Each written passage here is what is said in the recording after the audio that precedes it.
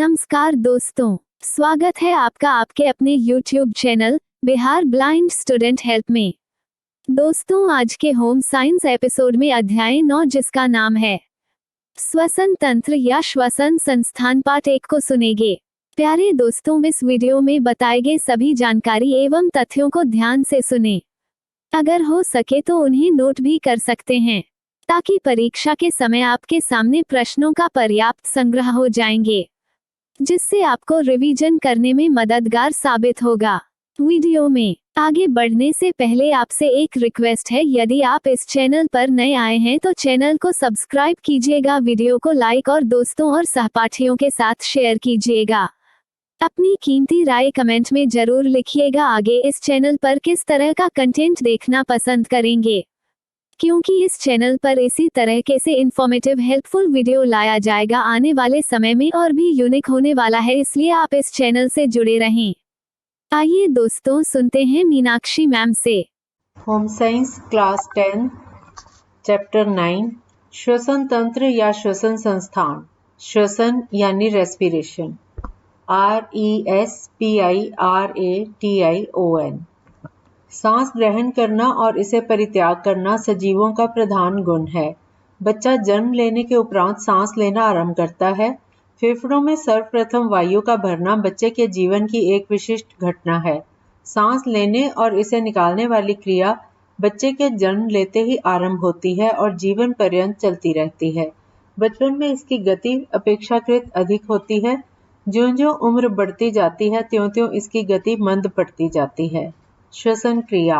श्वसन क्रिया वास्तव में केशिकाओं और वातावरण के बीच गैसों का पारस्परिक आदान प्रदान है।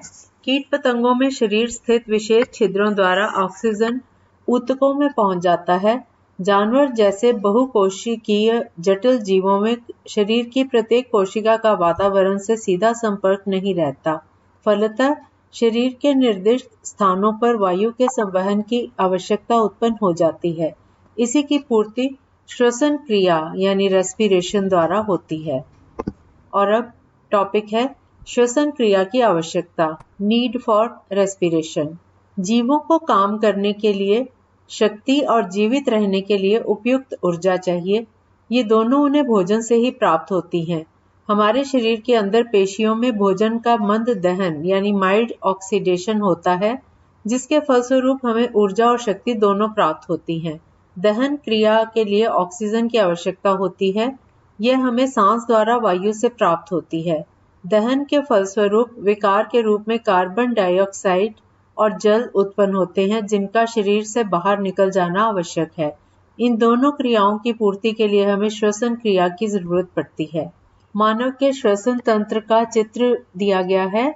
उसमें सबसे ऊपर नाक की सीध में अंदर वुस्टेशियन नली होती है, उसके बाद प्रसनी होती है और गले में स्वर यंत्र होता है, और आगे जो नली आगे जा रही है वो श्वास नली होती है, और गले के अंदर ही कंठ छद्म होता है, और श्वास नली के बाद हवा जो है वो फेफड़ों में जाती है, वायु कोशिकाएं, और नीचे डायाफ्राम होता है। ये ऐसे करके चित्र बना हुआ है इसका। और इसके बाद श्वसन प्रश्वास की क्रिया, ये टॉपिक है। श्वास क्रिया सभी जीव जंतुओं और पेड़ पौधों में हमेशा होती रहती है, लेकिन यह जीव जंतुओं में पेड़ पौधों की अपेक्षा अधिक तीव्र गति से होती है। श्वसन क्रिया में ऑक्सीजन का उपयोग और कार्बन डाइऑक्साइड का परित्याग होता है। यह क्रिया पेड़ पौधों के में प्रायः सभी उसके भागों से, विशेषकर पत्तियों से संपन्न होती है, लेकिन मनुष्य जैसे उच्च कोटि के जीव में श्वास का आदान प्रदान एक विशेष क्षेत्र तक ही सीमित है। ये क्षेत्र हैं दोनों फेफड़े। फेफड़ों के अतिरिक्त शरीर के अन्य भागों से ऑक्सीजन और कार्बन डाइऑक्साइड का आदान प्रदान प्रायः नाम मात्र का होता है। रक्त में ऑक्सीजन के मिलने और रक्त से कार्बन डाइऑक्साइड के निकल जाने की क्रिया फेफड़ों में ही होती है। शुद्ध वायु श्वास की क्रिया द्वारा फेफड़ों में आती है और दूषित वायु प्रश्वास की क्रिया द्वारा फेफड़ों के बाहर निकाल दी जाती है। सांस लेने और इसे बाहर निकालने वाली संयुक्त क्रिया को श्वसन या श्वास प्रश्वास की क्रिया रेस्पिरेशन कहते हैं। साधारणतः बोलचाल की भाषा में इसे श्वास क्रिया कहते हैं। और अगला टॉपिक है उच्छ्वास प्रश्वास, इसके बारे में जानेंगे। सांस लेते समय फेफड़े फैल जाते हैं, फलतः हवा नाक के द्वारा फेफड़ों में पहुंच जाती है। पुनः सांस छोड़ने के समय फेफड़े सिकुड़ जाते हैं और हवा फेफड़ों से बाहर निकल जाती है। फेफड़ों द्वारा अंदर हवा खींचने वाली क्रिया को उच्छ्वास इंस्पिरेशन और फेफड़ों द्वारा बाहर हवा निकालने वाली क्रिया को प्रश्वास यानी एक्सपायरेशन कहते हैं। सांस की एक संपूर्ण क्रिया में एक बार सांस लेना और एक बार सांस निकालना दोनों शामिल हैं। और अगला टॉपिक श्वास प्रश्वास की क्रिया की गति। उम्र या परिश्रम के भेद से श्वास प्रश्वास क्रिया की गति में भेद हो जाता है। परिश्रम करने से श्वास क्रिया की गति बढ़ जाती है। इसी प्रकार उम्र के भेद से भी श्वास प्रश्वास की क्रिया की गति में अंतर हो जाता है। साधारणतः एक पूर्ण वयस्क विश्राम की अवस्था में 1 मिनट में 16-17 बार सांस लेता है और उतनी ही बार सांस छोड़ता है। यहाँ पर स्पष्ट कर देना उचित है कि बच्चों में श्वास क्रिया अनियमित रूप से और वयस्कों में नियमित रूप से हुआ करती है। छोटे बच्चे जब जगे और सक्रिय अवस्था में रहते हैं तब बीच बीच में उनकी सांस रुक जाती है। पुनः वे जल्दी जल्दी सांस लेना प्रारंभ कर देते हैं। प्रायः देखा जाता है कि बच्चा जब किसी आश्चर्यजनक चीज को देखता है तब उसका दम कुछ समय के लिए रुक जाता है। पुनः वह जोर जोर से सांस लेने लगता है। प्रायः सर्दी लगने से भी बच्चों में श्वास क्रिया की गति तीव्र और अनियमित हो जाती है। और अगला टॉपिक है श्वसन तंत्र और इसके अवयव, respiratory system and it's organs.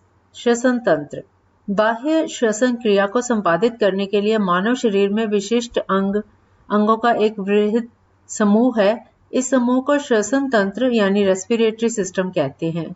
बाह्य श्वसन तंत्र को 2 उप समूहों में बांटा जा सकता है। पहले समूह द्वारा वायु रक्त के संपर्क में आती है। इस समूह में निम्नलिखित अंग हैं। नंबर 1 नाक, नंबर 2 कंठ, नंबर 3 टेंटुआ, नंबर 4 स्वर यंत्र और नंबर 5 फेफड़े। सबसे पहले नाक यानी नोज। एक पर्दे द्वारा नाक मार्ग 2 भागों में विभाजित रहता है। विभाजक पर्दे को नासा विभाजक सेप्टम SEPTUM सेप्टम कहते हैं और नथुनों नोस्ट्रिल्स NOSTRILS नथुनों द्वारा वायु नाक मार्ग में पहुंचती है। नाक मार्ग नसल पैसेज NASAL नसल PASSAGE नाक मार्ग मुख गर्दन के ऊपर अवस्थित है। नथुने की दीवार श्लैष्मिक झिल्ली यानी mucous membrane MUCOUS mucous MEMBRANE membrane से आच्छादित रहती है, जिसके कारण यह हमेशा तर रहती है। फलतः सांस लेते समय वायु स्थित धूल कण, रोग उत्पादक जीवाणु आदि इससे सट जाते हैं। श्लैष्मिक झिल्ली के भीतर रक्त केशिकाएं जाल सी फैली रहती हैं।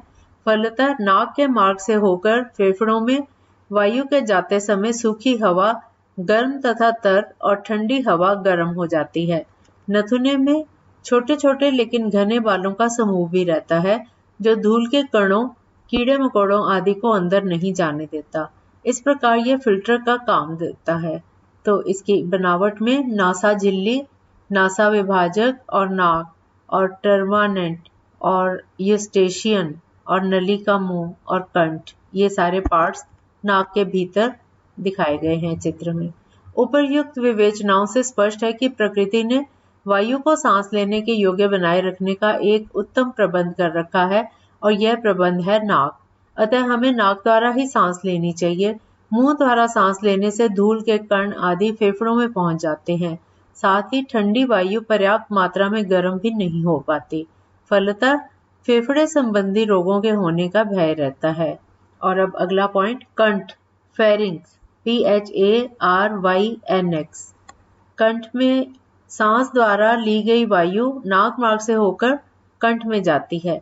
यहाँ पर यह भी उल्लेख कर देना आवश्यक है कि कंठ का संबंध हमारे 5 अवयवों से है। ये अवयव हैं कान, मुंह, नाक, पेट और फेफड़े। इनमें प्रत्येक अवयव के लिए एक निर्दिष्ट मार्ग है जो यहीं पर खुलता है। प्रकृति की ऐसी विशेषता है कि किसी एक समय एक ही द्वार खुलता है। भोजन निगलने या पानी पीते समय सांस लेना बंद हो जाता है। सांस लेते समय भोजन का निगलना संभव नहीं होता, प्रायः असावधानी के कारण, जैसे खाते समय हंसते रहने या अन्य मनस्क होकर खाते या जल पीते समय भोजन या जल सांस की नली में चला जाता है। ऐसी अवस्था में खांसी होने लगती है और जब तक भोजन या जल के कण बाहर नहीं निकल जाते तब तक खांसी होती रहती है। आवश्यकतानुसार दिए गए पांचों इंद्रियों की नलियां समयानुकूल शीघ्र खुलती और बंद हो जाती हैं। प्रायः बच्चों में एडिनाइड रोग हो जाने के कारण नाक द्वारा सांस लेना मुश्किल हो जाता है। कंठ की दीवार पेशियों की बनी है जिससे भोजन का निगलना संभव होता है। इसके निम्न भाग से पाचन प्रणाली का द्वार आरंभ होता है। कंठ के ठीक सामने स्वर यंत्र रहता है। अगला पार्ट है टेंटुआ, ट्रेचिया, TRACHEA। नाक द्वारा ली गई हवा कंठ से होकर टेंटुए में जाती है। टेंटुए को वायु की नली भी कहते हैं। यह नली वायु प्रणाली की अन्य सभी नलियों से मोटी है। इसकी लंबाई करीब 13 सेंटीमीटर यानी 5 इंच होती है। यह कार्टिलेज के अपूर्ण छल्ले से बनी रहती है। इसके ऊपर वाले भाग में स्वर तंत्र लैरिंक्स LARYNX तो स्वर तंत्र है। वयस्कों के टेंटुए में छल्लों की संख्या 16 से 20 तक होती है। प्रत्येक छल्ले का आकार घोड़े के नाल जैसा होता है। इसका उभरा हुआ भाग सामने की ओर सपाट भाग घोड़े की नाल जैसा होता है। इसका उभरा हुआ भाग सामने की ओर और सपाट भाग पीछे रहता है। छल्ले सौत्रिक बंधनों द्वारा आपस में बंधे रहते हैं। इन अर्धचंद्राकार छल्लों के संयोग से एक लचीली नली बन जाती है। कार्टिलेज द्वारा निर्मित होने के कारण इससे वायु के आने जाने में कोई रुकावट नहीं होती। वायु निर्विघ्न रूप से हमेशा आया जाया करती है। भोजन निगलने या जल पीते समय टेंटुए का ऊपरी भाग एक मांसल उभार द्वारा बंद हो जाता है।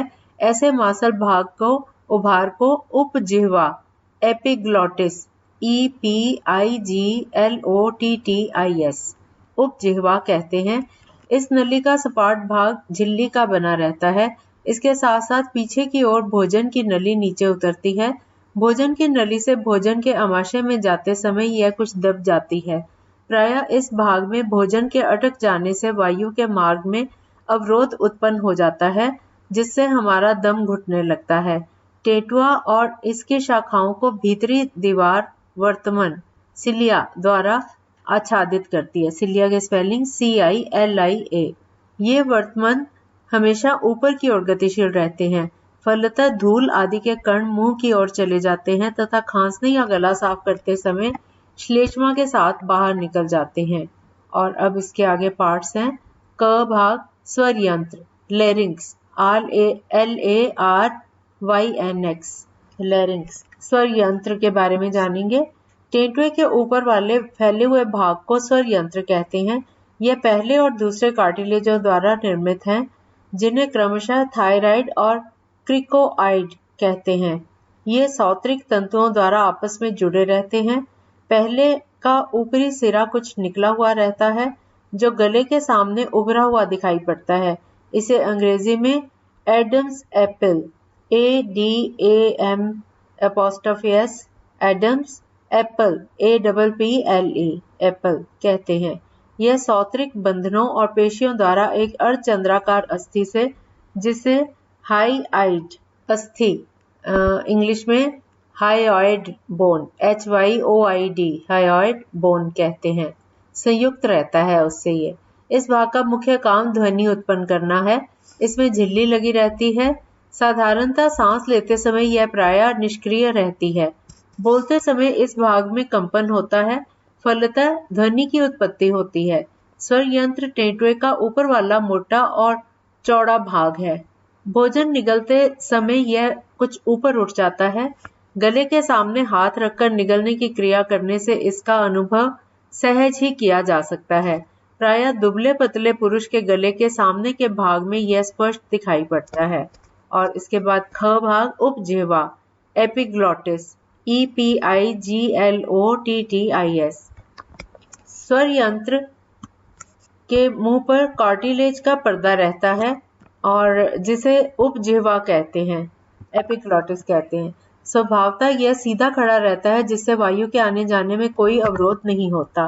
लेकिन भोजन के निगलते समय यह ऊपर उठकर नीचे की ओर लटक जाता है, जिससे स्वर यंत्र का मुंह बंद हो जाता है और भोजन या जल श्वास नली में ना जाकर भोजन की नली में चला जाता है।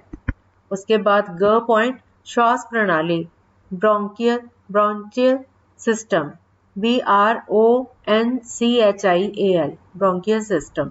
टेंटुए की नली वक्षस्थल में जाकर पांचवें छठे वक्षीय कशेरुकों के सामने दो भागों में विभक्त हो जाती है। एक नली बाएं और दूसरी दाएं फेफड़े की ओर जाती है।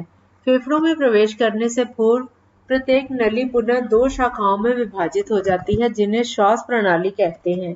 ये नलियां भी अपूर्ण कार्टिलेजों तथा सौत्रिक ऊतकों की बनी है। दाईं नली बाईं से अपेक्षाकृत सीधी, चौड़ी लेकिन छोटी होती है। दोनों नलियां करीब 2.5 सेंटीमीटर यानी 1 इंच लंबी रहती हैं। दाईं नली पुनः 3 शाखाओं में विभक्त होकर दाएं फेफड़े के 3 विशिष्ट खंडों में चली जाती है। पुनः इनकी शाखाएं प्रशाखाएं हो जाती हैं। बाईं नली अपेक्षाकृत पतली लेकिन दाईं की अपेक्षा करीब दुगनी लंबी होती है। इसकी 2 शाखाएं बाईं फेफड़े के 2 विशिष्ट खंडों में चली जाती हैं। पुनः इनसे शाखाएं प्रशाखाएं निकलकर फेफड़े में फैल जाती हैं। अंत में ये श्वास नलियां इतनी बारीक हो जाती हैं कि इनमें कार्टिलेजों का अभाव हो जाता है। ऐसी अवस्था में ये केवल सौत्रिक ऊतकों की बनी होती हैं। अंत में इन सूक्ष्म नलियों में प्रत्येक एक लंबे फूले हुए भाग में जाकर समाप्त हो जाती है। यह भाग भीतर की ओर बहुत से कोष्ठों में विभक्त रहता है। इन कोष्ठों को वायु प्रकोष्ठ, एल्वेलस, ALVEOLUS कहते हैं। वायु प्रकोष्ठ और रक्त केशिकाएं द्वारा ही फेफड़ों में ऑक्सीजन और कार्बन डाइऑक्साइड का आदान प्रदान होता है। और घ पार्ट है वर्तमन, सिलिया, CILIA। टेंटुए तथा उनकी मुख्य शाखाओं की भीतरी दीवार एक प्रकार की श्लेष्मिक झिल्ली से ढकी रहती है। इससे एक प्रकार का स्राव निकलता है जो नली को हमेशा तर रखता है। श्लेष्मिक झिल्ली में बाल जैसे उभार रहते हैं, जिन्हें वर्तमन कहते हैं। वर्तमन की विशेषता यह होती है, वर्तमन को सिलिएटेड म्यूकस मेम्ब्रेन भी कहते हैं इंग्लिश में। तो इसकी यह विशेषता है कि जब तक हम जीवित रहते हैं ये गतिशील रहते हैं। इनमें एक प्रकार की लहर ऊपर की ओर हमेशा होती रहती है। फलतः सांस द्वारा गए हुए धूल आदि के कण या स्राव की नन्ही नन्ही बूंदों के एकत्र होते ही ये उन्हें ऊपर की ओर ठेलते रहते हैं। यह क्रिया तब तक होती है जब तक ये पदार्थ कंठ में नहीं पहुंच जाते। कंठ में इनके पहुंचने पर खांसी होती है और ये पदार्थ बाहर निकल जाते हैं। छोटे बच्चे जाने अनजाने में इन्हें निगल जाते हैं। सांस की नलियों में सर्दी लग जाने से श्लेष्मिक झिल्ली अपेक्षाकृत अधिक स्राव निकलने लगता है। यहाँ से इनकी बूंदें झिल्ली पर जमा होने लगती हैं। फलतः खांसी उठती है और तब तक जारी रहती है जब तक कि यह स्राव बाहर नहीं निकल जाता। वीडियो को देखने के लिए धन्यवाद। यदि आपको यह वीडियो अच्छा लगा तो लाइक, शेयर और सब्सक्राइब दोस्तों के साथ शेयर करें। जल्द ही प्रस्तुत करेंगे आपकी सेवा में आपके समक्ष अगला अंक। तब तक अपना ध्यान रखिए, मन लगाकर पढ़ाई कीजिए। धन्यवाद।